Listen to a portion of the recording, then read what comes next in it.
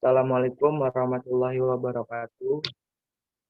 Puji syukur kehadirat Allah Subhanahu wa Ta'ala yang telah melimpahkan rahmat, ridho, dan hidayahnya sehingga kita dapat berkumpul dalam diskusi di Zoom ini. Sebelumnya, izinkan saya memperkenalkan diri. Perkenalkan, nama saya Fariza Rahmanda dari Absen 12 sebagai moderator dan Obay sebagai pemakalah, Sela sebagai narasumber 1, dan Saraswati sebagai narasumber 2. Tanpa berlama-lama lagi, marilah kita mulai acara ini dengan membaca basmalah. Bismillahirrahmanirrahim. Bismillahirrahmanirrahim. Demikian, saya serahkan kepada pemakalah untuk menjelaskan isi materi.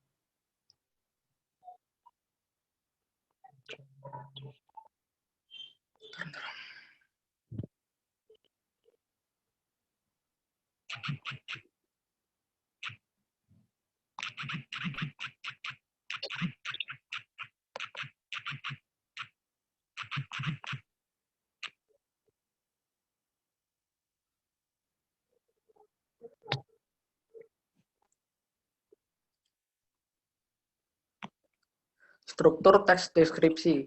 Struktur teks diskusi terdiri atas 3 bagian. Yang pertama adalah isu, yang kedua adalah argumen yang terdiri atas argumen pendukung atau pro, dan argumen penentang atau kontra. Dan yang ketiga adalah kesimpulan.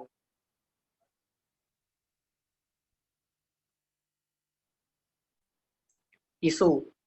Banjir besar yang menerjang wilayah Kalimantan Selatan pada tanggal 12 sampai 13 Januari 2021 memantik perdebatan panjang. Selain karena curah hujan ekstrim, tak sedikit pihak menuding penyebab banjir karena masifnya pembukaan lahan. Faktor inilah yang dianggap turut andil terciptanya banjir besar di Kalimantan. Manajer kampanye Walhi Kalimantan Selatan, M. Jeffrey Raharja, menyebutkan banjir di Kalimantan Selatan sebagai rencana ekologi. Terlepas dari tingginya curah hujan, tinggi banjir juga terjadi karena adanya kontribusi dari dampak pembukaan lahan. Tak ayal, banjir kali ini pun lebih parah dibandingkan periode sebelumnya. Sudah tercatat sebagai 24.379 rumah terendam banjir dan 39.549 warga mengungsi, dengan rincian antara lain, Kabupaten Tapin sebanyak 582 rumah terdampak dan 382 jiwa mengungsi, Kabupaten Banjar 6.670 rumah terdampak dan 11.269 jiwa mengungsi, Kota Banjarbaru 2.156 terdampak dan 3.690 jiwa mengungsi, serta Kota Tanah Laut 8.506 rumah terdampak dan 13.062 jiwa mengungsi.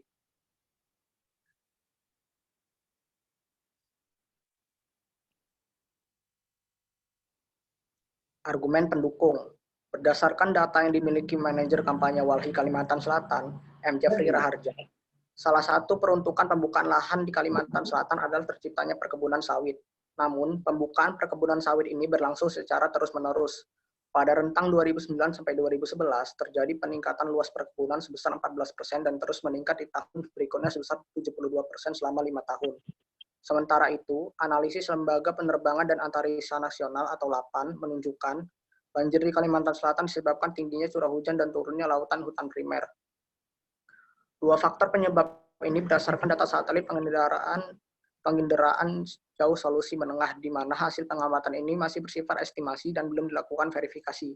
Sementara itu, hasil analisis terhadap daerah aliran sungai atau Das Barito menunjukkan adanya penurunan luas hutan.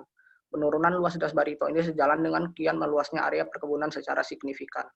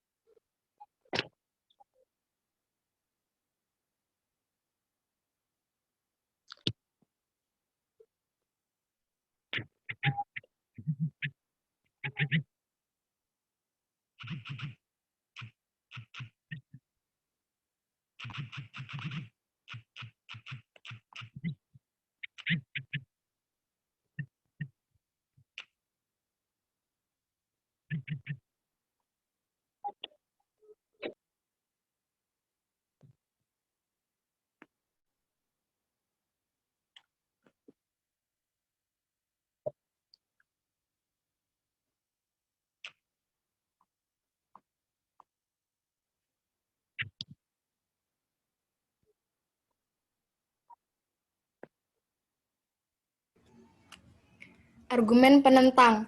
Kian menyelidingnya polemik penyebab banjir di Kalimantan Selatan memaksa Menteri Lingkungan Hidup dan Kehutanan Siti Nurbaya bakar angkat bicara. Siti secara tegas membantah penyebab penyebaran banjir di Kalimantan Selatan karena menyusutnya DAS Barito wilayah Kalimantan Selatan.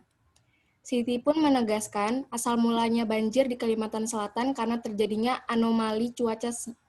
Siti menerangkan Kalimantan secara keseluruhan mempunyai area DAS seluas 6,2 juta hektar, di mana 1,8 juta hektar diantaranya berada di DAS Barito wilayah Kalimantan Selatan.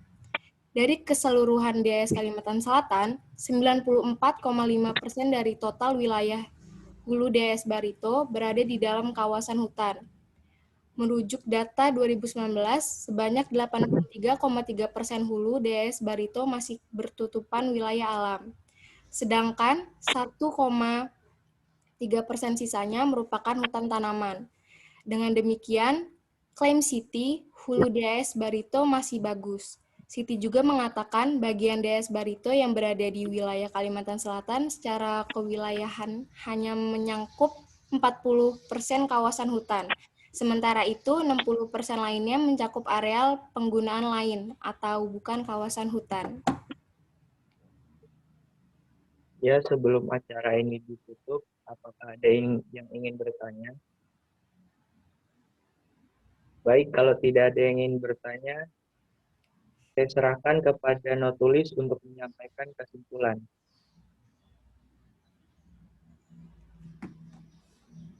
Lembaga Penerbangan dan Antariksa Nasional atau LAPAN telah melakukan analisis mengenai penyebab banjir yang terjadi sejak 12 sampai 13 Januari 2021 di Kalimantan Selatan. Akibat banjir itu, ribuan rumah warga terendam banjir dan tidak kurang dari 20.000 warga harus mengungsi. Berdasarkan hasil analisis, utama penyebab terjadinya banjir tersebut adalah karena menurunnya luas hutan dan meningkatnya area perkebunan. Hal ini sangat kritis karena penyebab banjir itu adalah kesalahan manusia itu sendiri. Demikian diskusi pada hari ini. Kami mohon maaf apabila ada salah-salah kata. Kami akhiri. Wabillahi taufiq wal hidayah. Assalamualaikum warahmatullahi wabarakatuh. Waalaikumsalam warahmatullahi wabarakatuh.